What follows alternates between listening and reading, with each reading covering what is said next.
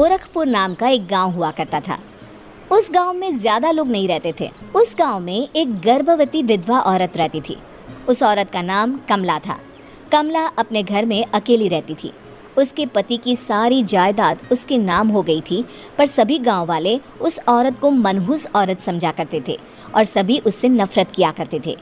एक बार कमला राशन की दुकान पर खाने का सामान खरीदने जाती है। भैया जी, जरा 1 किलो दाल चावल देना।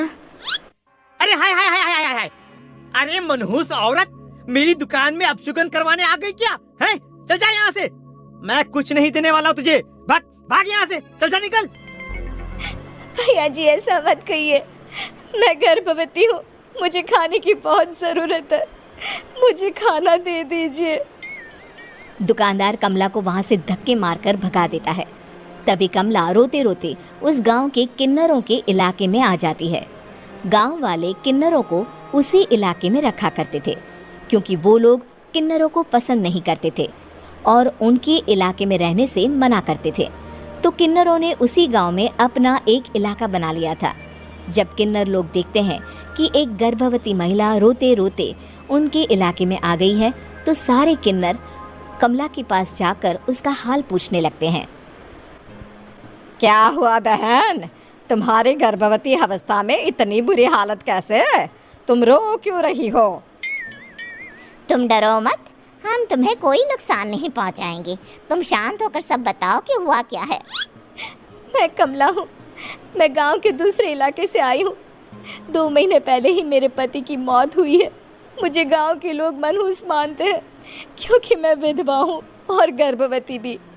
वहाँ के लोग मुझे खाने के लिए कुछ बेचने के लिए भी तैयार नहीं, जिससे मेरा गुजारा नहीं हो रहा था। कोई बात नहीं कमला, हम तुम्हारा ख्याल रखेंगे। किन्नर लोग कमला को एक खाली घर में रहने के लिए जगह दे देते हैं और उसकी देखभाल भी करते हैं। कुछ ही महीने बाद कमला अपने बच्चे को जन्म देती है, पर अफसोस, कमला बच्चे को जन्म देते ही अपनी जान गंवा देती है। जब सब किन्नर बच्चे को देखते हैं तो बहुत खुश हो जाते हैं, क्योंकि वो बच्चा भी किन्नर ही था। कमला ने एक किन्नर बच्चे को जन्म दिया था। अब इस बच्चे की देखभाल कौन करेगा? हम तो इस बच्चे को गांव के दूसरे इलाके में भी नहीं भेज सकते। और तो क्या हुआ, इस बच्चे की माँ नहीं रही तो हम इसे पालेंगे। अब ये हमारे इलाके में रहेगा, हमारे साथ रहेगा।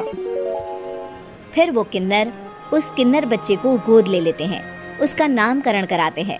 उस किन्नर बच्चे का नाम शक्ति रखा जाता है। देखते ही देखते शक्ति बड़ी होने लगती है। उसके रंग रूप बहुत सुंदर थे। वो बहुत सुंदर किन्नर दिखती है। एक दिन शक्ति एक किन्नर से पूछती है, माँ जी सुनिए ना, ये गांव के दूसरे इलाके में भी तो लोग रहते हैं, तो हम वहाँ क्यों नहीं जाते? हम उनसे अलग क्यों रहते हैं? शक्ति, क्योंकि वो लोग हमारे जैसे नहीं, वो लोग हमें पसंद नहीं करते, इसीलिए हम उनसे अलग रहते हैं। क्यों? वो हमें क्यों पसंद नहीं करते? मुझे एक बार उस इलाके में जाना है, मैं एक बार वहाँ जाकर घूम कर आऊँ। शक्ति, खबरदार, जो तू उस इलाके में कभी भी गई तो अपनी जान नहीं गंवाना चाहती तो उस इलाके में कभी कदम भी नहीं रखेगी, समझी? इतना कहकर वो किन्नर वहाँ से चली जाती है। शक्ति उस किन्नर की बात सुनकर बहुत रोती है। माँ जी, ऐसा कैसे कह सकती है? उन्होंने इतनी सी बात के लिए मुझे इतना डांटा। अब तो मैं उस इलाके में ज़रूर जाऊंगी। फिर एक दिन शक्ति गांव के दूसरे इलाके में चुपके से जाती है। ये लोग तो हमारे जैसे ही इंसान हैं, तो ये हमसे नफरत क्यों करते हैं? जब शक्ति उस इलाके में पहुंचती है तो गांव के सारे आदमी उसके रूप से मोहित हो जाते हैं। वो लोग ये अंदाज़ा नहीं लगा पाते कि वो किन्नर है। शक्ति की सुंदरता देखकर सारे गांव वाले उसकी तारीफ करने लगते हैं। तभी गांव का चक्कर लगाने गांव के ज़मींदार का बेटा हर्ष वहां पहुंचता है। हर्ष भी दिखने में बहुत सुंदर होता है। जब हर्ष ने शक्ति को देखा तो वो भी उससे मोहित हो गया, और जब शक्ति की नज़र हर्ष पर पड़ी तो वो हर्ष को देखकर मोहित हो गई। आपको पहले कभी इस गांव में देखा नहीं। इस गांव में आप नए हैं क्या? जी नहीं, वो मैं बस। तभी शक्ति बोलते बोलते रुक जाती है और मन में सोचने लगती है, अगर मैंने इनको बता दिया कि मैं दूसरे इलाके से आई हूँ तो वो समझ जाएंगे कि मैं किन्नर हूँ, इसलिए मुझे इनसे झूठ ही बोलना पड़ेगा। शक्ति हर्ष को कहती है, जी हाँ, मैं इस गांव में नई आई हूँ, यहाँ अकेली रहती हूँ। वैसे आप कौन हैं? आप भी इसी गांव में रहते हैं? जी हाँ, मैं इस गांव के जमींदार का बेटा हूँ। आपको किसी भी चीज की जरूरत पड़े तो आप मुझे बता देना, मुझे अच्छा लगेगा। ऐसे ही शक्ति और हर्ष एक दूसरे से रोज मिलने लगते। वो दोनों अपने प्यार का इजहार करने एक दूसरे से मिलने जाते हैं। तभी शक्ति का पीछा करते करते एक किन्नर वहां आ जाती है। शक्ति, मैं तुमसे बहुत प्यार करता हूँ। मैं तुमसे शादी करना चाहता हूँ। क्या तुम मुझसे शादी करोगी? हाँ हर्ष, मैं तुमसे शादी करूँगी, पर मैं तुमको अपने बारे में एक सच्चाई बताना चाहती हूँ जो मैंने तुमसे छुपा कर रखी है। तभी उनके बीच में ही वो किन्नर आ जाती है। शक्ति, तेरी हिम्मत कैसे हुई ऐसा करने की?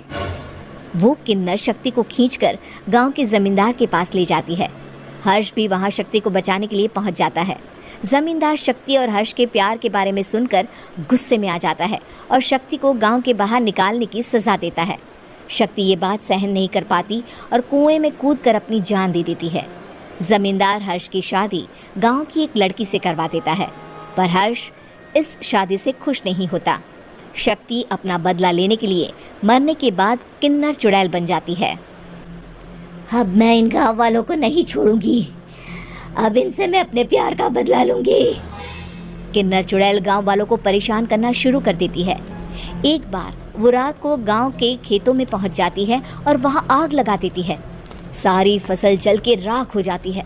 जब एक आदमी रात को उठकर देखता है कि खेत में आग लग गई है तो वो वहां पहुंच जाता है।